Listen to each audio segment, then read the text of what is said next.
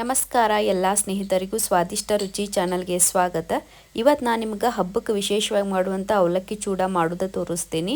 ಇದನ್ನು ನೀವು ಸಾಯಂಕಾಲ ಸ್ನ್ಯಾಕ್ಸಿಗೂ ಮಾಡ್ಕೊಂಡು ತಿನ್ಬೋದು. ಭಾಳ ಈಸಿ ಮೆಥಡ್ ಹೋಗಿ ತೋರಿಸ್ತೀನಿ. ನಾನು ಭಾಳ ಮಸಾಲೆ ಅಂತೂ ಏನೂ ಯೂಸ್ ಮಾಡಿಲ್ಲ. ನಾ ಇಲ್ಲೇ 250 ಗ್ರಾಮ್ ಅಷ್ಟ ಪೇಪರ್ ಅವಲಕ್ಕಿ ತೊಗೊಂಡೇನಿ. ಇವನ್ನ ಸಾನಿಶ ಹೊಲಸು ತೆಗೆದು ತೊಗೊಂಡೇನಿ. ಇವ ನೋಡ್ರಿ ಪೇಪರ್ ಅವಲಕ್ಕಿ. ಬಿಸಿಲಿದ್ರೆ ಬಿಸಿಲಾಗ ಒಂದು 2 ತಾಸು ಇಟ್ಟರೆ ಕುರು ಆಗ್ತಿದ್ದು. ಅದರ ಚಳಿಗಾಲ ಐತಿ, ಅದಕ್ಕೆ ನಾನು ಸ್ವಲ್ಪ ಒಲೆ ಮ್ಯಾಗಿಟ್ಟ ಹುರ್ಕೋತೀನಿ. ಇದನ್ನು ಸಣ್ಣ ಉರಿ ಇಟ್ಕೊಂಡು ಅವಲಕ್ಕಿ ಮುರಿಲಾರ್ದಂಗೆ ಸಾವಕಾಶ ರೀತಿ ಒಂದು 5-6 ನಿಮಿಷ ಹುರ್ಕೊಂಡ್ರಿ ಅಂದ್ರೆ ಮಸ್ತ್ ಕುರು ಆಗ್ತಾವು. ಈ ಚೂಡ ಒಳಗೆ ಭಾಳ ಟೈಪ್ ಅದಾವ ನೋಡ್ರಿ. ಹುರಿದ ಅವಲಕ್ಕಿ, ಹುರಿದು ಚುರುಮರಿ, ಪೇಪರ್ ಇನ್ನೂ ಟ್ರಾನ್ಸ್ಪರೆಂಟ್ ಗ್ಲಾಸ್ ಹಂಗಿದ್ದಂಗೆ ಬರ್ತಾವ್ರಿ. ಅದ್ರಾಗ ನಿಮಗೆ ಒಂದು ಟೈಪ್ ನಾನು ನಿಮಗೆ ತೋರ್ಸಾಕತ್ತೀನಿ. ಇವನ್ನ ಈ ರೀತಿ ಹೊಳ್ಳಾಡ್ಸ್ಕೋತ ಚಲೋತ್ತಾಗ ಕುರು ಆಗೋತಕ ಹುರ್ಕೋತೀನಿ. ನೋಡ್ರಿ ಅವಲಕ್ಕಿ ಹುರಿದವು ನೋಡ್ರಿ, ಇಷ್ಟು ಕ್ರಿಸ್ಪಿಯಾಗಿ ಅವು ಸಾಕು. ನೀವು ಭಾಳ ಹುರಿದ್ರಿ ಅಂದ್ರೆ ಕೆಂಪು ಮೂಡಿ ಮೇಲೆ ಬರ್ತಾವೆ, ಚಲೋ ಅನ್ಸಂಗಿಲ್ಲ. ಇಷ್ಟು ಹುರಿದ ಮೇಲೆ ಸ್ಟೋವ್ ಆಫ್ ಮಾಡಿ ಇವನ್ನ ಸೈಡಿಗೆ ಇಟ್ಕೋತೀನಿ.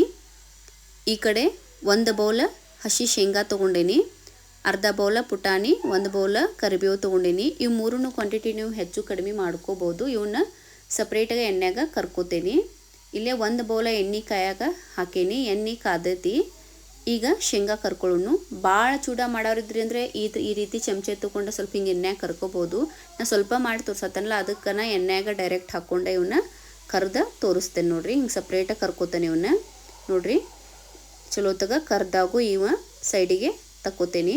ಈಗ ಅದ ಎಣ್ಣೆಗ ಅರ್ಧ ಬೌಲ ಪುಟಾಣಿ ಹಾಕೋತೇನೆ. ಅವ ಜಲ್ದಿ ಕರಿತಾವೆ ನೋಡಿರಿ, ಪಟ್ನ ತೆಗೆದು ಬಿಡಬೇಕು, ಇಲ್ಲ ಕೆಂಪಾಕ ನೋಡಿರಿ, ಜಲ್ದಿ ಕೆಂಪಾಗಿಬಿಡ್ತಾವು. ಇವನು ತೆಗೆದು ಕರಿಬೇವನ್ನು ಹಾಕ್ಕೊಂಡು ಚಲೋತ್ತಾಗ ಕ್ರಿಸ್ಪಿ ಆಗ್ಬೇಕು ನೋಡ್ರಿ, ಹಂಗೆ ಕರ್ಕೋತೀನಿ. ಮಾಡೋ ರೆಸಿಪಿ ಇಷ್ಟ ಆತಂದ್ರೆ ಒಂದು ಲೈಕ್ ಕೊಡ್ರಿ. ಇವನು ಸೈಡಿಗೆ ತಕ್ಕೋತೀನಿ. ಇಲ್ಲೇ ನಾ ಒಂದು 4 ಮೆಣಸಿನ್ಕಾಯಿ ಸಣ್ಣಗೆ ಹೆಚ್ಚಿ ಹಾಕ್ಕೊಂಡೀನಿ. ನೀವು ಬೇಕಂದ್ರೆ ಹಸಿ ಖಾರನೂ ಹಾಕ್ಕೋಬೋದು, ಒಣ ಖಾರನೂ ಹಾಕ್ಕೋಬೋದು. ನಾ ಮೆಣಸಿನ್ಕಾಯಿ ಹಾಕ್ಕೊಂಡು ಇವು ಸ್ವಲ್ಪ ಕ್ರಿಸ್ಪಿ ಆಗೋತಾಕ ಹುರ್ಕೋತೀನಿ. ನೋಡ್ರಿ, ಇಷ್ಟು ಕ್ರಿಸ್ಪಿ ಆಗ್ಯಾವು.